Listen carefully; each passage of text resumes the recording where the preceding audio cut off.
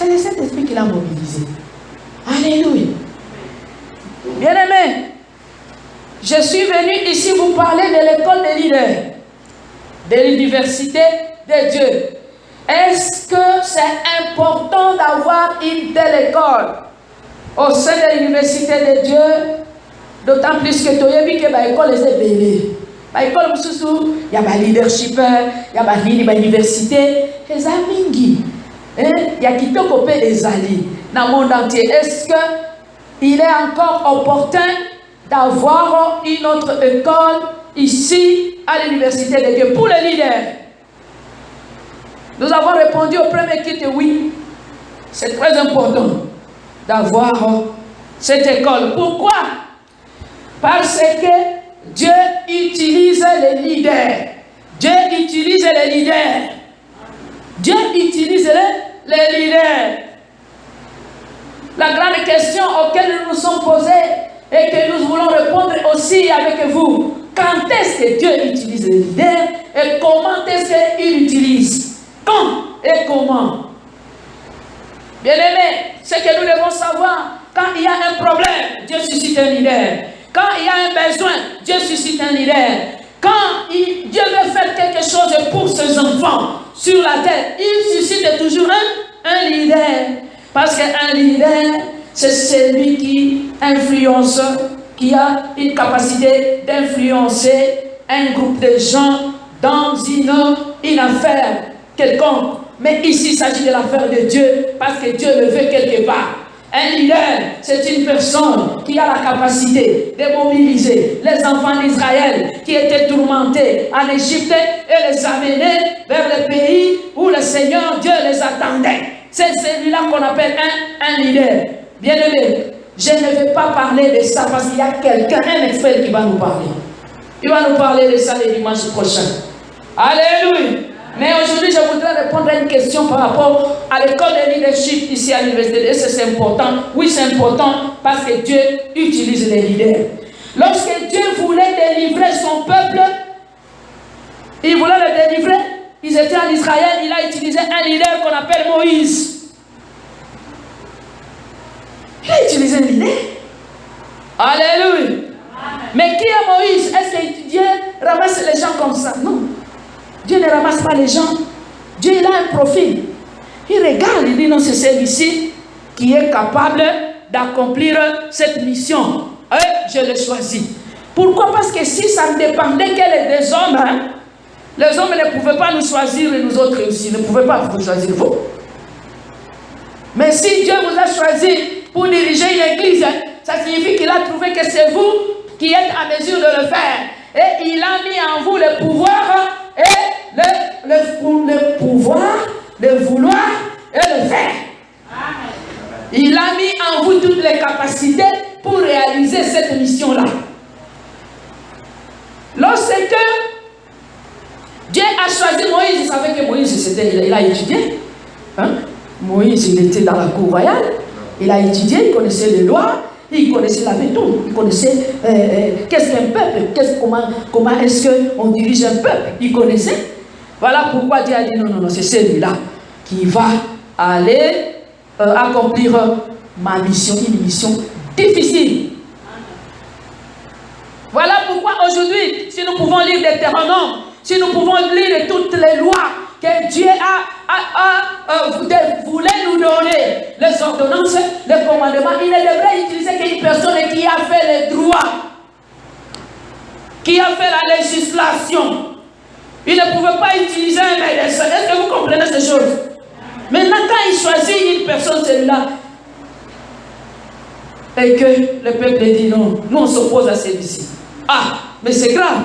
Un leader, le leadership spirituel doit être responsable. De l'autre côté, si Moïse, qui était choisi par Dieu, parce que Dieu a trouvé que c'est celui-ci qui est en mesure d'accomplir la mission. Et Moïse dit non, moi je ne vais pas aller. Moïse refuse.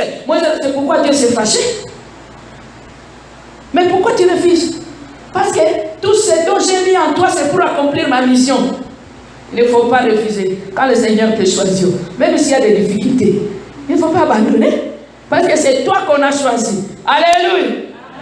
Lorsque Dieu voulait rétablir son peuple, lorsque Dieu voulait rétablir un peuple, son peuple Israël, qui n'avait plus de roi, il n'avait plus de groupe de rois, à l'époque où Israël, les enfants étaient déportés à Babylone. Ils étaient des esclaves. Il n'avait plus de président, il n'avait plus de roi, il n'avait plus de loi, il n'avait plus d'église, il n'avait plus rien. Ils étaient des esclaves. C'est-à-dire qu'il y avait un problème et il fallait résoudre ce problème. Quand il le fallait, Dieu a utilisé, il a suscité un leader. Ce leader s'appelle Néhémie, acclamez le Seigneur. Il a suscité Néhémie. Dieu travaille avec le leader. Le leadership spirituel doit être responsable. Parce que Dieu travaille avec vous. Bien-aimé, lorsque Néhémie, je voudrais un peu parler de Néhémie. Au premier kit, j'ai beaucoup parlé de Moïse, maintenant je voudrais parler de Néhémie. Vous savez, Néhémie, quand Dieu savait que c'est lui qui devrait rétablir encore le gouvernement, les gouvernements des enfants d'Israël, parce qu'ils avaient déjà perdu leur gouvernement, il devrait nécessairement placer Néhémie dans le Katiakou royal. Il fallait nécessairement travailler dans la présidence. Ce n'est pas aussi bien de prendre les gens. Il faut quand même qu'il y ait quelqu'un qui a déjà aussi qui a de l'expérience, qui a déjà travaillé à la présidence et tout ça, qu'il soit toujours là. Parce qu'au moins il connaît un peu comment les choses se passent là-bas. C'était comme ça que on a pris le Seigneur, il a suscité en lui le désir d'aller rebâtir Jérusalem.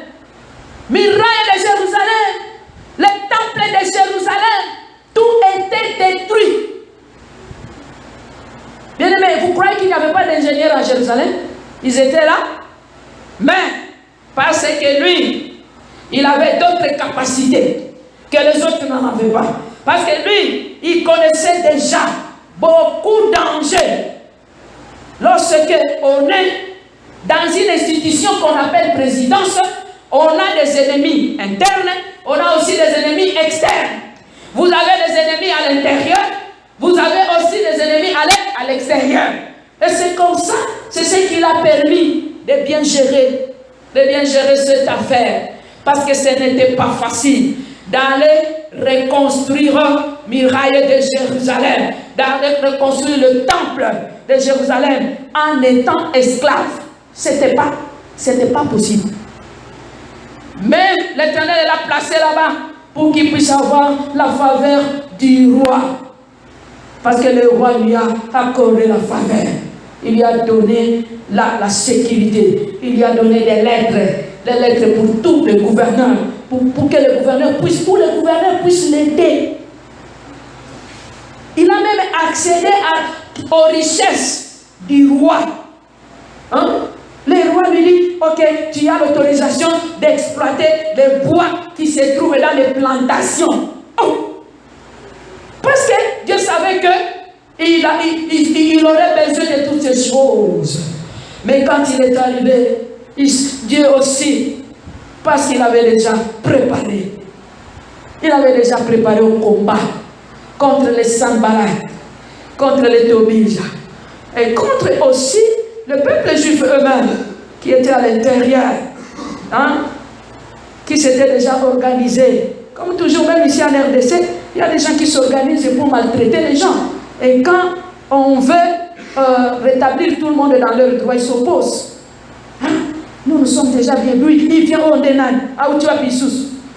Mais la Bible nous dit qu'il a su réparer les choses. Il a su rétablir l'économie, la politique, le gouvernement. Et tout était en place, acclamer le Seigneur. Parce qu'il y a toujours un leader. Bien aimé, parce que nous parlons des leaders. Et que je sais qu'il y a des leaders parmi nous. Lorsque Dieu voulait aussi rétablir, il voulait rétablir le gouvernement de son peuple qui était entre les mains des rebelles. Il était entre les mains des personnes qui s'opposaient à l'ordre de Dieu. C'est à l'époque du roi Saoul, lorsque Dieu a rejeté Saoul. Dieu devrait ressusciter un autre leader. Il devrait ressusciter un David. Alléluia. Et Dieu a travaillé avec David. Vous savez pourquoi David? Parce que David avait le profil de personne qui devrait accomplir la mission de Dieu. Parce que Dieu voulait rétablir les gouvernements. On n'est pas là, bien-aimés, pour combattre les leaders établis par Dieu. C'est quelque chose que nous devons reconnaître lorsque nous travaillons pour Dieu, lorsque nous travaillons à côté d'une personne qui a été établie par Dieu, qui a été choisi par Dieu, qu'il soit faible, qu'il ne soit pas faible. Mais c'est celui-là que Dieu a choisi, qui connaissait le français, qui ne connaissait pas prêcher. Mais c'est celui-là que Dieu a établi parce qu'il y a une mission qui répond à son profil. Peut-être vous pouvez avoir vos propres critères. Non, nous on voulait une telle personne qui est comme ceci, qui est comme cela. Mais Dieu a trouvé les meilleurs critères en David. C'est pourquoi il dit, moi je ne regarde pas ce que les hommes regardent. Parce que les hommes regardent à ce qui frappe aux yeux. Mais moi je regarde ce qui est dans le cœur. Moi j'aime l'Éternel, les juges justes. Alléluia. Lorsque Dieu voulait aussi bâtir le temple pour lui, il a suscité un leader. C'est Salomon. Il dit David, non c'est pas toi. J'ai quelqu'un qui va bâtir pour moi le temple. Lorsque Dieu aussi voulait corriger, parfois quand Dieu veut corriger le peuple, ou il veut parler à son peuple, il suscite toujours un prophète. Il suscite un prophète qui est leader pour vous parler. Si le Seigneur a suscité un prophète pour votre pays, il faut l'écouter. Il ne faut pas dire, il vient d'où, il est pauvre. Non, c'est Dieu qui l'a suscité. Et il vous parle.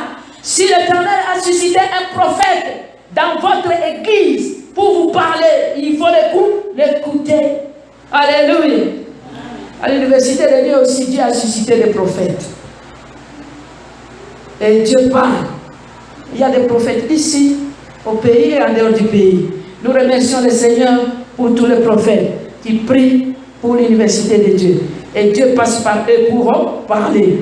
Lorsque Dieu voulait fonder son église, il dit avec moi, fonder l'église. Lorsque Dieu a voulu fonder maintenant son église, il a suscité un leader. Il a utilisé un leader. Il a regardé, il dit non. Est-ce que Pierre peut faire une église?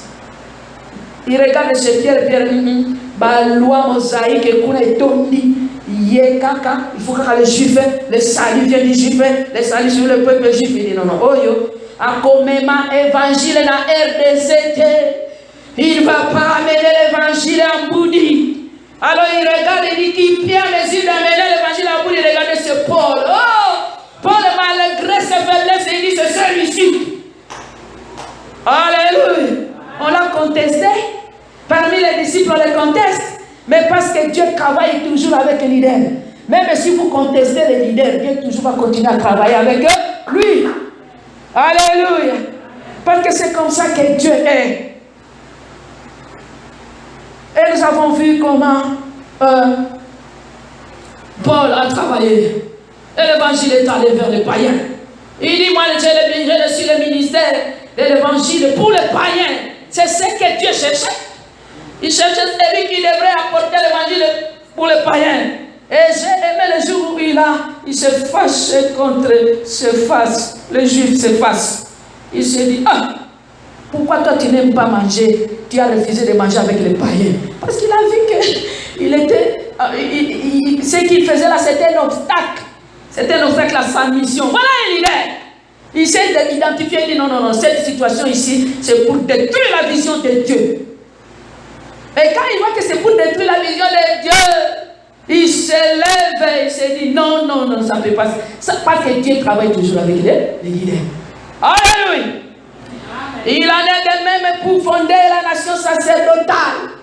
Pour fonder la nation sacerdotale, l'Éternel est en train d'utiliser un leader. Ah, je croyais que vous allez acclamer le Seigneur. Parce que c'est aussi nécessité, n'est-ce pas? Dieu trouve maintenant que c'est nécessaire de fonder une nation sacerdotale, une nation pour Dieu, et il utilise les leaders Dr MLB. C'est comme ça. Il utilise Dr MLB. Que vous le vouliez ou pas, peut-être que vous auriez voulu que ce soit un homme barbu, que ce soit une personne élancée, qu'il soit je ne sais pas comment. Mais peut-être Dieu il a trouvé autre chose. Alléluia. Bien-aimé, c'est très important de connaître ces choses et que même les gens qui sont autour de vous, vos disciples, puissent vous connaître et qu'ils puissent accepter de travailler avec vous et de vous soutenir. Bien-aimé, c'est très important pour que cette école existe parce que aussi les leaders lui-même, le leader lui-même, il a besoin d'une aide. Il a besoin d'être aidé. Il a besoin d'être soutenu. Vrai ou faux? Nous, les leaders, nous avons besoin d'être soutenus. Il y a des situations, par exemple, qui nous affaiblissent. Et à un certain moment, on se dit, ah mon Dieu, qu'est-ce que je dois faire?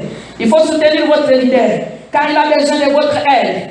Un leader frustré, un leader qui a des frustrations, il est frustré, tout le temps il est attaqué, tout le temps il est tout ça, il est calomnié, il est frustré.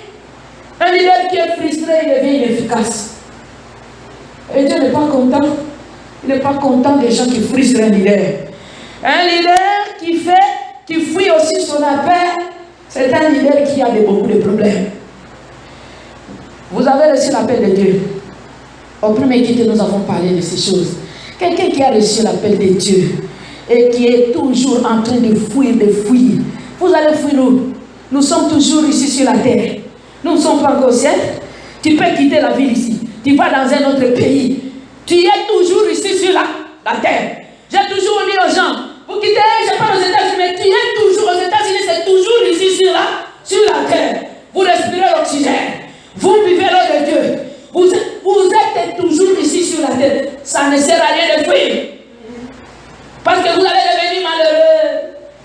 Et nous avons demandé à Jonas qui a fui et nous a donné une très bonne leçon. Il dit quand vous fouillez, il y a la tempête. Il y a la tempête. Dis avec moi la tempête. Lorsque vous fouillez l'appel de Dieu, vous êtes toujours malheureux. Vous êtes toujours malheureux.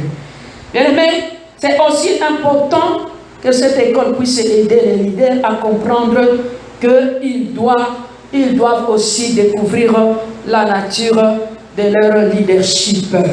La nature de leur leadership. Vous savez, il existe les leaderships naturels, laïques ou séculiers. Lorsque vous avez le leadership laïque, le leadership laïque, c'est le leadership qui s'exerce, par exemple, une personne qui a une association, qui est capable de faire une ONG, qui est capable de réunir les gens, qui a un pouvoir, par exemple, de convaincre les gens d'adhérer dans un parti politique. Vous êtes à mesure capable de faire adhérer les gens rapidement là, autour de vous. C'est qu'il y ait. C'est différent des leadership spirituels. Parce que là, vous allez appliquer les types ou les modèles des styles ou les styles de gouvernement de séculiers dans les spirituels, ça ne peut pas marcher. Ça ne peut pas marcher. Parce que dans les spirituels, il y a les lois spirituelles. Et quand tu vas venir avec les lois séculiers, ça ne peut pas marcher. Parce que là, tu vas changer les flèches. Et tu vas changer l'ordonnance. Oh, les ordonnances de Dieu sont inamovibles. Dis avec moi inamovibles. Personne ne peut changer. Le leadership aussi, une autre nature de leadership, c'est potentiel. Vous savez, un leader potentiel, c'est une personne qui a une capacité en lui, mais qui s'ignore. Il s'ignore. Il suffit tout simplement de l'aider. Lorsque vous l'aidez avec des enseignements, comme nous faisons ça à l'Université de Dieu, vous l'aidez avec une formation, là il se découvre, il se dit, oh, mais moi je suis en mesure de faire ceci, d'accomplir cela. Vous voyez, cette personne a des talents, il a des talents cachés. Il a aussi des talents qui peuvent être latents, c'est-à-dire les autres là encore. Ils ont la caca occasion. Ils ont la canango. Mais ils ont donc elle a li. C'est pourquoi on dit l'attend. Ils ont la caca. Tout le monde va dire que c'est comme caca awale et bandit. Alléluia. Peut-être les gens qui causaient là, à l'école, dans l'école des serviteurs, il y avait des obstacles, hein? Il y avait des liens, il y avait des condamnations. Et lorsque la personne se passée par l'école des serviteurs, elle m'a évolué. Et cette personne, lorsqu'il se laisse maintenant contrôler par le Saint-Esprit, peut-être il était sous contrôle du diable. Maintenant, c'est le Saint-Esprit qui le contrôle. Et quand il le contrôle, les choses qui étaient enfouies en lui, ça explose. Et là, tu commences à te poser des questions. Est-ce les alliés, tes alliés? Alléluia. Dans nos églises, nous avons des leaders qui sont potentiels. Ils sont là. Et, bien aimés, les leaders que nous appelons les leaders, les personnes qui ont le leadership authentique, c'est la troisième nature des leaders, de leadership. Authentique. C'est-à-dire Abotamanaï, leader. Alléluia. Abotamanaï ka leader. Azalakanango. Maintenant, le leadership authentique, un leader authentique, c'est celui cette personne n'a aucun désir même de diriger. Il n'a aucun désir de diriger, mais il est toujours poussé par une pression intérieure pour faire quelque chose. C'est du genre de Moïse. Moïse n'avait aucun désir de diriger, mais il était toujours poussé à aller là où il y avait les esclaves, pour accomplir une action de libération. Et il a tenté pour la première fois, il a utilisé sa propre méthode, ça n'a pas tenu. Parce que c'était pas, il s'agissait plus, il ne fallait pas tuer les gens. Il fallait plutôt attendre. Il fallait attendre que Dieu vous envoie avec les miracles, avec les bâtons, avec les miracles, avec toutes les 10 plaies. Il devait attendre les 10 plaies. Mais bon, à 40 ans, il était encore comme ça, jeune, tout ça, je vais tuer l'Égyptien. Un leader authentique, c'est quelqu'un qui sent la pression en lui-même et de faire quelque chose. On ne l'envoie pas. Et quand il voit que ça ne marche pas, il vient. Et il cherche toujours à ce que ça puisse marcher. Babon de la caillette. Basé la capéette. Nous sommes là dans le comité. On cause la été. Parce que lui-même, il est toujours là. Parce qu'il sait ce qu'il veut faire. Il sait ce qu'il veut accomplir. Ce genre de leader, bien aimé. Les gens de leaders comme les David, les Paul, tout ça, ce sont des leaders qui disent ceci. Quand on lui dit, il ne faut pas aller à Jérusalem, Paul, parce que là on va te tuer. Merci pour le temps qui vient aller vite. Parce que je voulais vous parler beaucoup de ce genre de cas. On lui dit, Paul, il ne faut pas aller à Jérusalem parce que là on va te persécuter. Il dit, non seulement je m'attends à être persécuté, mais j'accepte encore d'être tué pour l'amour du Christ. J'accepte encore d'être tué pour l'amour du Christ. On ne l'envoie pas. Un leader authentique, on ne l'envoie pas. Alléluia. Bien aimé, je voudrais vous parler comme j'ai parlé au premier culte. 3 éléments que nous devons identifier dans le leadership spirituel et responsable. 3 éléments. Le premier élément est qu'un grand leader est celui qui est engagé par le Saint-Esprit pour son œuvre et il a reçu la mission. Il est engagé non pas par le représentant légal, il est engagé non pas par Maman Docteur MLB, mais il est engagé par le Saint-Esprit. Alléluia. Et il a une mission. Oh, on ne m'a pas cédé la chair. On ne m'a pas donné tel poste. Non, il n'est pas leader. Il n'est pas un leader. Alléluia. Aussi les leaders qui se sont autoproclamés. Vous vous autoproclamez leader parce que tout simplement vous avez l'ambition d'être comme tel. Vous n'êtes pas leader. C'est le deuxième élément qu'il faut reconnaître. Que dans une église, parce que je vois qu'il y a beaucoup de leaders de l'église ici. Dans une église, un homme qui a l'ambition de diriger, un homme qui a l'ambition de s'autoproclamer visionnaire, un homme qui a l'ambition, il a l'ambition. Oh non, moi si on me laisse ça ici, ça ne sera pas comme ça. Il n'est pas leader. Il n'est pas leader. Amen. Alléluia. Il va remplacer le leader. Il n'est pas leader. Il est ambitieux. Et cette personne, si vous ne voyez pas très bien, c'est un mercenaire. Alléluia. Il n'est pas une brebis, c'est un mercenaire. Troisième élément qu'il faut reconnaître dans la mission ou dans le leadership spirituel responsable est qu'un leader authentique, je parle très bien d'un leader authentique. Ces cours, nous donnons ça à l'école des leaders. Un leader authentique, il n'aura aucun désir de régner sur l'héritage de Dieu. Il n'aura aucun désir de régner sur les chrétiens. Il n'aura aucun désir que les chrétiens puissent travailler pour lui. Mais lui, son désir, c'est de travailler pour les chrétiens. C'est celui-là qu'on appelle le serviteur. Et non pas quelqu'un qui cherche qu'on puisse le servir, qu'on puisse l'adorer, qu'on puisse l'acclamer, qu'on puisse parler de lui. Non, il n'est pas leader. Il n'est pas leader. Alléluia. Un leader authentique, il ne cherche même pas qu'on puisse le féliciter. C'est lui qui est bon. C'est lui d'ailleurs qui félicite les autres. Le contraire est qu'il est une personne humble, aimable, prêt à se sacrifier, prêt à suivre même son élève. Il est prêt à suivre même son élève qui a reçu une onction beaucoup plus élevée que lui. Il n'est pas là pour le jalouser. Le leader authentique, il ne jalouse pas les personnes. Un leader authentique, c'est celui-là qui pousse les gens à aller de l'avant. Il pousse les gens à aller de l'avant. Et quand il voit que toi, tu as une onction beaucoup plus, il te cède la chair. Un leader authentique.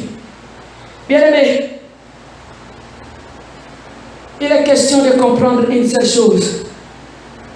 Dans le domaine de leadership spirituel, c'est un domaine qui est privé pour Dieu.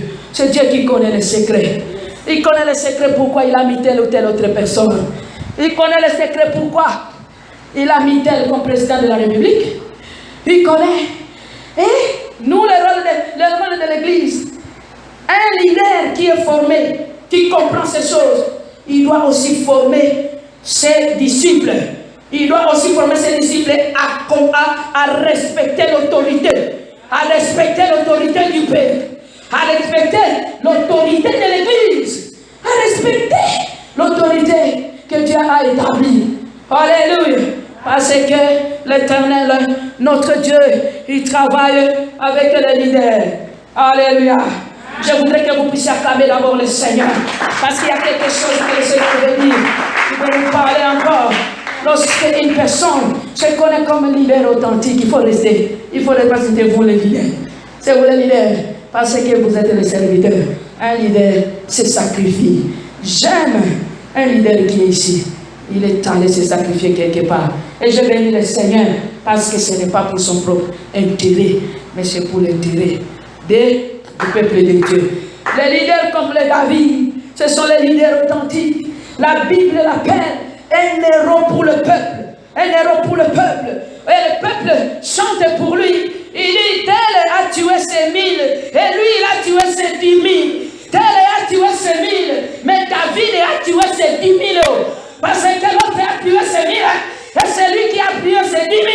Et il devient un héros. Bien aimé, un héros, c'est celui-là qui travaille pour la gloire du peuple, et non pas pour sa propre gloire. Il pas leader. Même dans une équipe, même dans un groupe. Parce que nous allons voir, je ne sais pas si ici, ou peut-être les gens qui viendront à l'école de leader, nous allons voir la différence entre un leader et un manager. Parce qu'il y a un leader et il y a un manager aussi. Ah, moi je suis manager. Non, tu es manager. Mais tu n'es pas un leader. Et mais nous allons prier le Seigneur.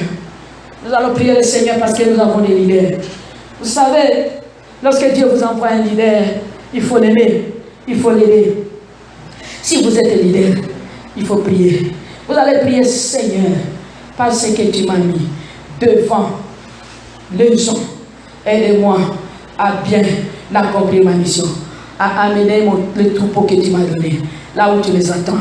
Bien-aimé, si tu es dans un ministère de la délivrance, le Seigneur attend le peuple dans la délivrance. Si tu es dans un ministère, je ne sais pas quel ministère, nous avons vu ce ministère de la croix ici. Si vous avez tout ça, c'est là que le Seigneur attend les gens. Le Seigneur n'attend pas les gens dans autre chose. Et là, il faut prier. Si vous êtes un leader, prie, Seigneur, j'ai besoin de capacités. Donne-moi les capacités. Nous allons prier aussi pour tous les visionnaires. Et si vous travaillez avec un visionnaire, il faut prier. Seigneur, aidez-moi à aider les visionnaires. Aidez-moi à aider les leaders. Aidez-moi à aider les leaders. Aidez-moi à travailler avec les leaders. Pourquoi? Parce que vous savez le but de cette école. La vision de cette école, la vision de l'école des leaders, c'est de protéger la vision de Dieu. La vision, vous avez la vision de Dieu, vous avez la vision de Dieu, vous avez la vision de Dieu, vous avez la vision de Dieu, vous avez la vision de Dieu. Sa vision de Dieu doit être protégée. Pourquoi les visions de Dieu doivent être protégées? Parce qu'il y a quelqu'un qui nous a appris. Il y a quelqu'un qui nous a appris. Lorsque nous lisons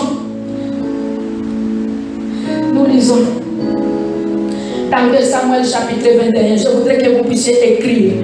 Dans 2 Samuel chapitre 21, je souhaite aussi que je puisse lire ça. 2 Samuel chapitre 21.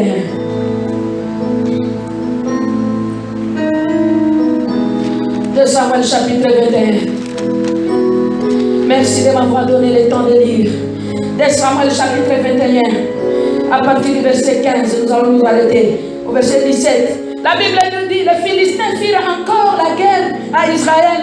David descendit avec ses serviteurs et il combattit les Philistins. David était fatigué. Et Jimmy Benob, l'un des enfants de Rapha, eut la pensée de tuer David. Il avait une lance du poids de 300 cycles de reins. Il était saint d'une épée neuve. Abichai, fils de Tcherouja, vint au secours de David, frappa les Philistins et les tua. Alors les gens de David jurèrent en lui disant, écoutez très bien, c'est que les enfants ici, les gens de David jurèrent. Les gens de David jurèrent en lui disant, tu ne sortiras plus avec nous pour combattre. Tu ne sortiras plus avec nous pour combattre. Tu n'éteindras pas la lampe d'Israël. Tu n'éteindras pas la lampe d'Israël. Est-ce que vous comprenez ces choses? Vous comprenez ces choses? Signifie quoi? David, c'est la lampe d'Israël. La lampe d'Israël ne peut pas être éteinte au champ de bataille. Voilà pourquoi ils ont protégé. Ils ont protégé les rois. Ils ont protégé les leaders. Et ils ont pris la décision, non. Notre leader ne sera plus en danger. Nous ne pouvons plus exposer notre visionnaire. On ne peut pas exposer un visionnaire. Lorsque tu exposes un visionnaire, tu cherches à éteindre la lampe de Dieu. Tu cherches à éteindre la lampe de la vision. Bien aimé, est-ce que nous comprenons ces choses? Lorsque nous sommes dans une vision, lorsque nous sommes dans un ministère, nous devons comprendre la pensée de Dieu. Nous devons comprendre les choses de Dieu dans sa profondeur. Est-ce que j'ai des enfants ici? Est-ce que j'ai des personnes qui travaillent à côté de moi? Ne cherchez pas à éteindre la lampe de l'éternel. Vous aurez des problèmes avec Dieu. Vous n'avez pas de problème avec les autres. Mais vous avez des problèmes avec. Est-ce qu'il y a des Abichai? Les Abichai peuvent déjà prier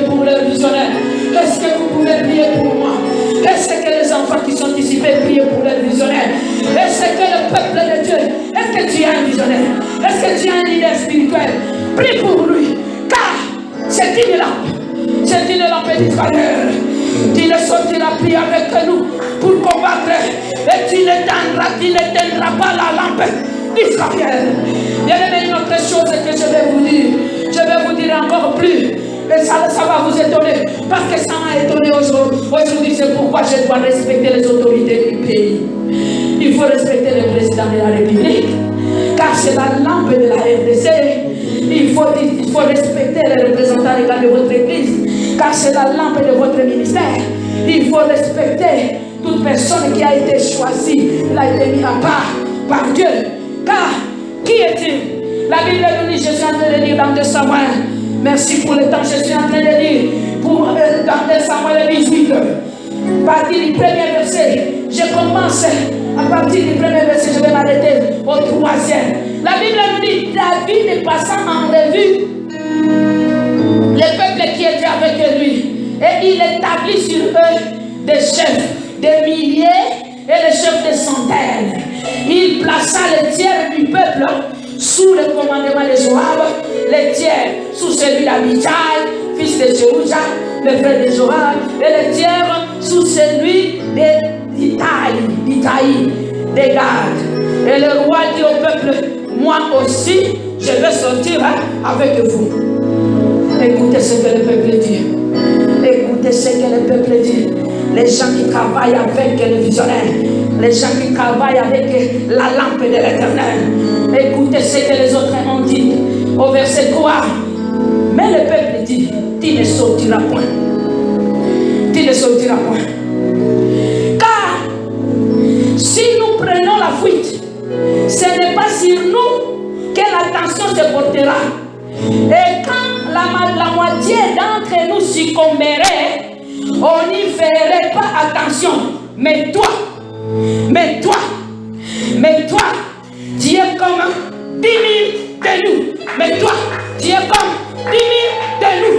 Mais toi, tu es comme 10 000 de nous. Un leader spirituel, il est 10 000. Prie le Seigneur. Prions le Seigneur. Éternel, merci parce que tu nous as donné les gens qui nous conduisent. Tu as donné les personnes qui conduisent ce peuple.